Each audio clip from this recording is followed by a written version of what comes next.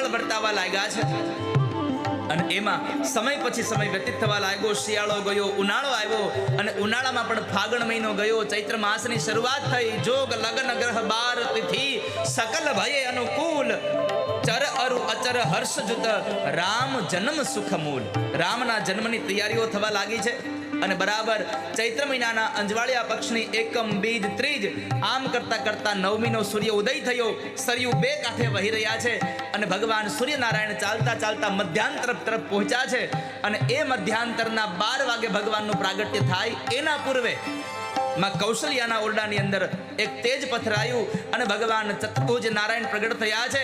બોલીએ ચતુર્ભુજ નારાયણ ભગવાન કી જય.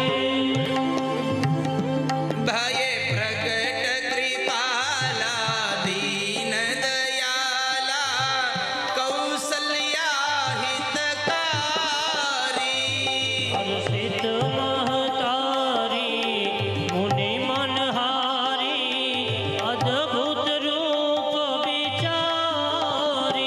લોચનય વિરામા તનુ ઘન શ્યામા નિજ આયુધ ભુજ ચારી. ભૂષણ વનમાલા નયન વિશાલા શોભા સિંધુ કરા. ભગવાન પ્રગટ થયા અને એવા સમયે માં ભગવાનને પ્રાર્થના કરે, પરમાત્મા તમે તો દીકરો બનીને આવવાના હતા, ના તો બાપ બનીને આવ્યા. મારી પ્રાર્થના છે માતા મુનિ બોલી સોમતી ડોલી તજહું તાતય રૂપા. જે શિશુલીલા અતિ પ્રિય શીલા યહ સુખ